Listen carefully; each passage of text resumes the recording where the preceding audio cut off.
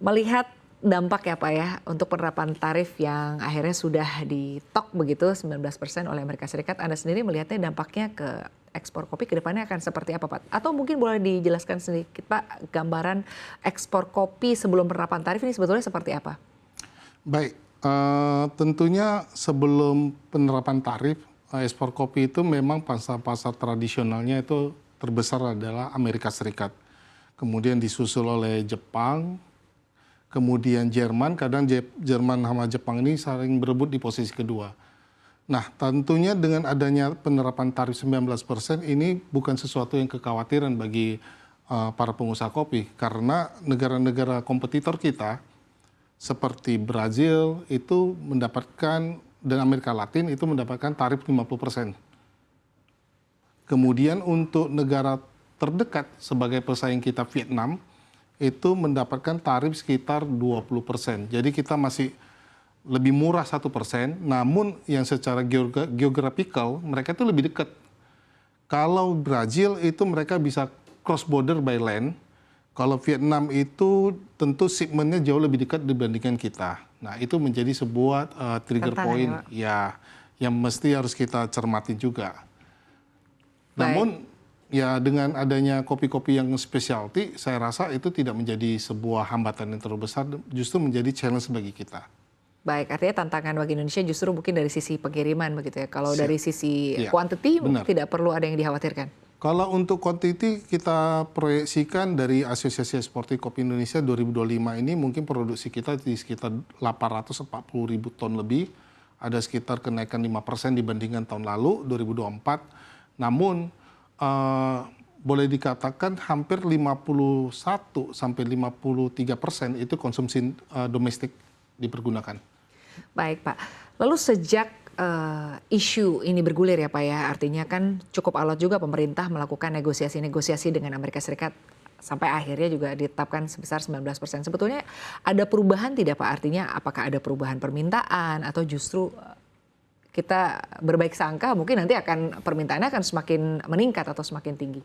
Ya tentu di awal-awal ini pasti ada sedikit guncangan ya. Namun tentunya yang harus kita pahami, Asosiasi Eksportir Kopi juga masif ya melakukan pendekatan dengan pemerintah Amerika, terutama ketika acara di 4 Juli Independence Day-nya Amerika, kita diundang, kemudian kita sampaikan itu kepada Wakil Dubes Amerika bahwasanya terkait dengan penerapan pajak yang lumayan bagi Indonesia, terutama di sektor kopi. Namun Wakil Dubes pada saat itu meyakinkan kepada kami bahwasanya pajak itu akan turun. Waktu itu masih sekitar hampir ada wacana masih 32%. Namun akhirnya berhasil diturunkan 19%.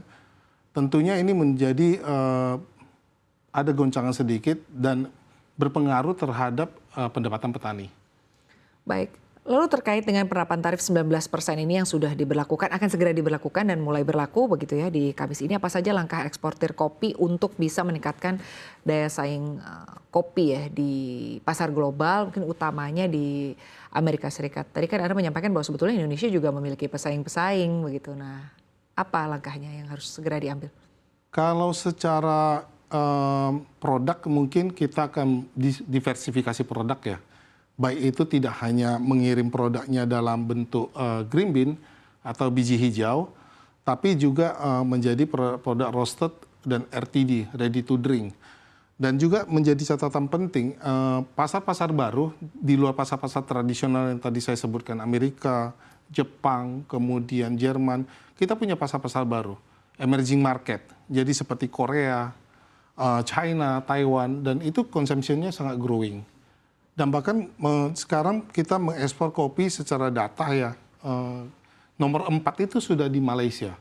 Jadi kalau seandainya juga penduduk Malaysia nanti pola consumption kopinya sudah growing seperti di Indonesia, saya yakin bahwasanya problem 19% ini tidak menjadi masalah terlalu besar untuk produser, terutama petani.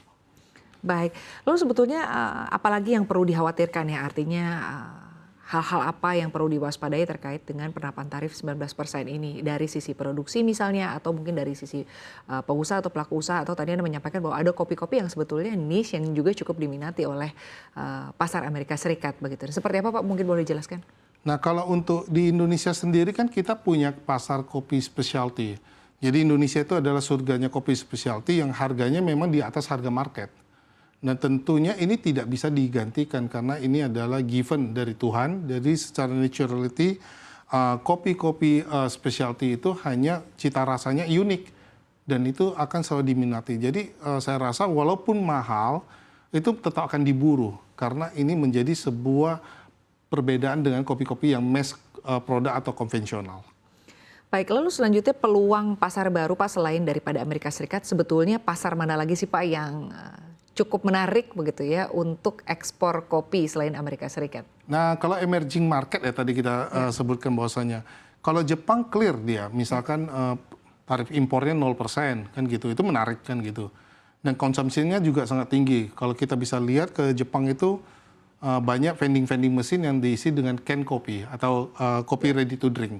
Nah, tentunya satu lagi adalah China. Nah, ini perlu juga kerjasama antara AIKI dan pemerintah untuk mempush supaya China juga bisa menerapkan 0% tarif kepada produk kopi Indonesia karena saat ini masih sekitar 3%-an tarif impornya. Baik, lalu untuk negara-negara di Eropa misalnya atau pasar di Australia, apakah ini juga menjadi pasar yang cukup menarik? Ya, sampai saat ini Eropa kita punya pangsa pasar yang menarik seperti Jerman, kemudian Italia, kemudian juga sekarang Belgium yang baru sebagai hub baru terhadap kopi Indonesia dan tentunya Belanda. Jadi itu memang termasuk. Dan sekarang juga kita lagi menjajaki negara-negara Skandinavia seperti Denmark, Norway yang memang secara konsumsi per kapitanya sangat tinggi, sekitar 10 kilo per tahun per kapita.